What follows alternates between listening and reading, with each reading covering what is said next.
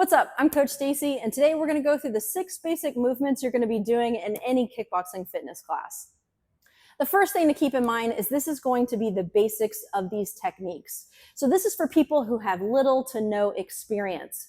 My goal is to make sure that you can hop on the floor and do these techniques relatively safely, and that you are getting the movements correct in a simplified way.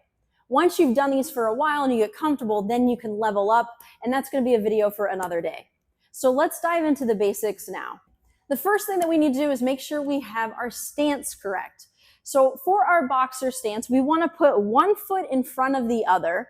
When I'm facing the bag or my opponent, I'm going to have a slight angle to my feet. So I'm not going to be standing straight, square on. So square means my shoulders and my hips are facing directly to you. I'm going to turn them just a little bit, okay? But I want to make sure that if I were to turn my hips, see, if I turn my hips toward you here, my back foot, if I pivot, that I have balance, that I am about shoulder width apart, right? So I want my stance, this back foot, to be slightly in front of this foot here. If they're standing on the same line and I turn, I'm on a tightrope, right? So I don't want that. I want to make sure that once I'm comfortable, if I were to turn my hips here, I do have some shoulder width apart distance so that I have some balance. Okay, so now that I'm here, what do I do with my hands? I'm going to bring my back hand up nice and tight, elbow is in, hand is on the back cheek. This front hand is going to be resting just in front of me, also elbow in.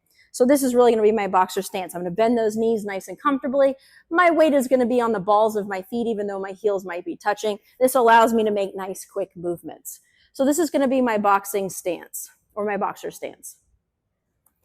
Let's dive into the 2 strikes that you're going to use the most often. That's going to be your jab and your cross. So your jab is going to come off the lead leg. I'm going to come right out and come back very quickly. It's a jab. What's what it sounds like, right? In a kickboxing fitness class, you will likely switch your stance from time to time, meaning I'll bring my right foot forward or sometimes my left foot forward. In traditional boxing or kickboxing, you would maintain a certain stance because you always want to leave your power, basically, if you're right-handed, your power side is going to be in the rear because that's what you're going to use for your power strikes. But for us, we're going to be able to switch back and forth. So just keep in mind that if my left foot is forward, my left hand is jabbing. If my right foot is forward, my right hand is jabbing, okay? So for the jab in the air, we'll do it on the air and then we'll do them on the bags. For my jab, I want to keep my elbow pointed down. The fastest way from point A to point B is in a straight line. And that's what I'm going to do. I'm going to go right from my guard position. So guard is where my hands are up. I'm going to go straight out. When I get to the very end, I'm going to turn my hand like a corkscrew so that my hand is now horizontal. And then I'll bring it straight back. Bang. Boom. Super quick. Pop. Okay. Bang. Okay, it's going to go straight out, straight back, and I want to make sure that I'm not bringing my elbow up, so it's not this, right? Keep that elbow pointed down, boom, come straight out, straight back. My cross is going to be my power strike, so it's going to come off the back side or the rear side here. The hand's going to look similar, but the movement from the bottom is going to be a bit different. What I'm going to do is I'm going to be able to pivot my back foot, which is going to turn my hip.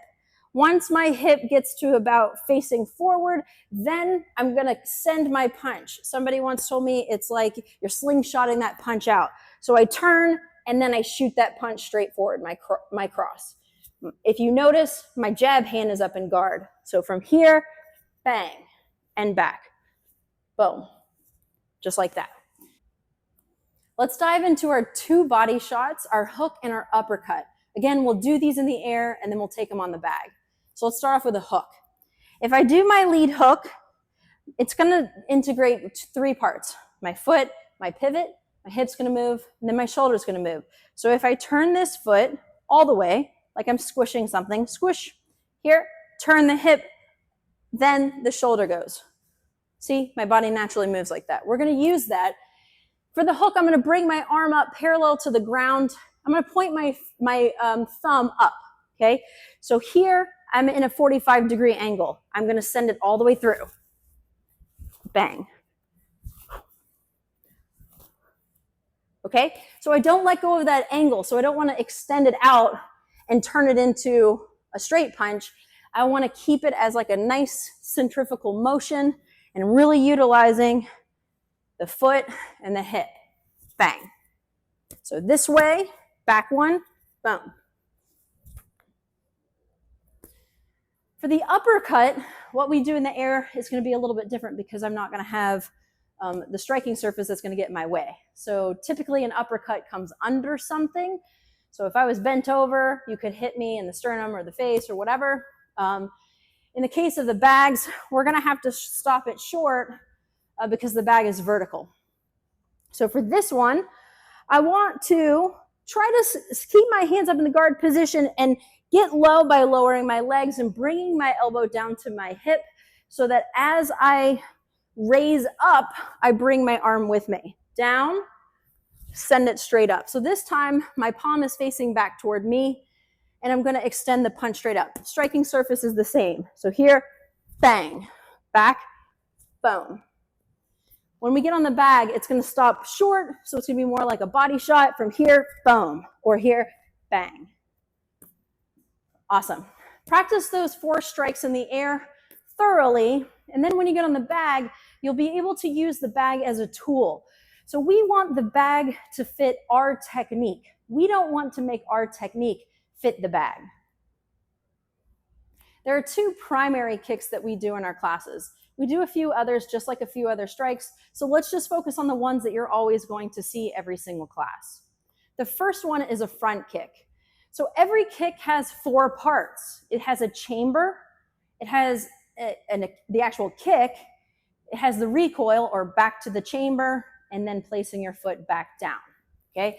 So in the case of a front kick, I'm gonna chamber my knee up, then I'll send my kick forward. It's like a push kick. I'm hitting with the bottom of my foot, bring the knee back for the recoil, the chamber, and then the foot comes back. So if I were to do that in real time, bring the knee up, bang, pull it back, boom, back, knee up, pop it out, and back. We want to make sure that our knees are facing up, our toes are facing up. Sometimes they can tilt a little bit outward, but we don't want our leg to go inward at all. So make sure the toes are up or slightly outward is okay too. For our roundhouse, this one has a couple of different options and they're going to look different. So if I'm doing a lead roundhouse, I'm just going to shift my weight back to this supporting leg. These toes are going to be facing the same direction I'm going to kick in. I'm going to bring the chamber up, give it a little snap, and then bring it back down. So chamber, kick, chamber, back down.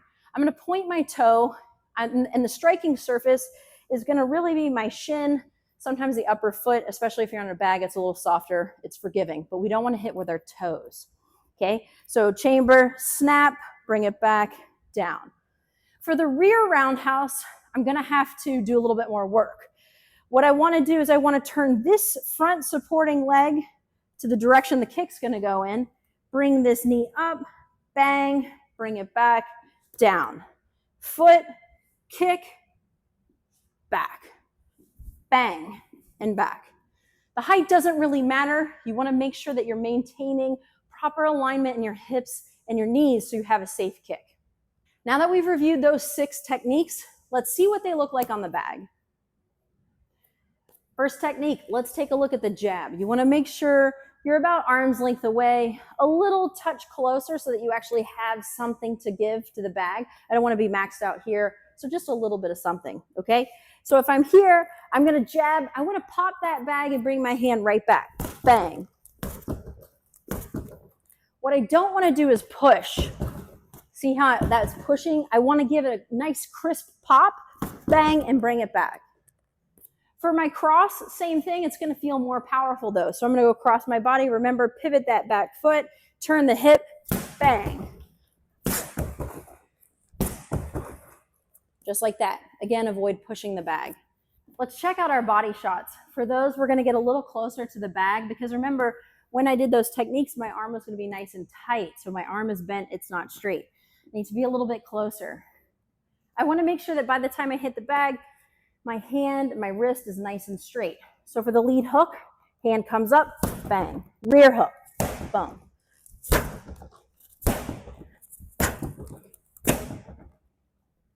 then the uppercut.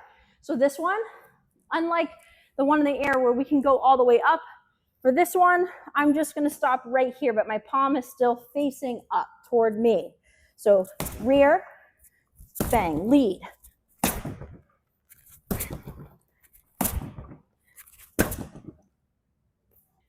And finally, let's check out those two kicks. Let's do our front kick first.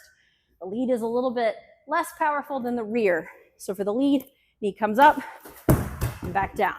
Bang, down. Rear, boom, down.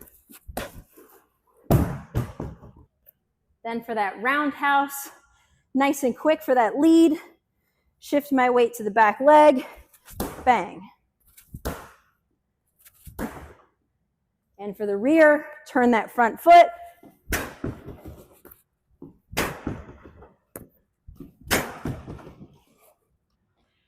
So those are the 6 primary techniques that you're going to see in our classes and just about any kickboxing fitness class.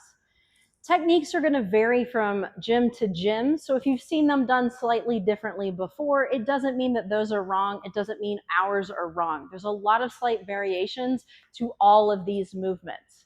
It's really important, though, that you try to do these correctly in the way that we're asking. That way you'll build coordination and be able to add new skills to your skill set. I recommend practicing these techniques in the air, and then you can bring them on the bag. Remember, we want to make sure that the bag fits our technique and that we aren't moving our bodies in strange ways to fit the bag. Have fun with them, and we'll see you on the floor.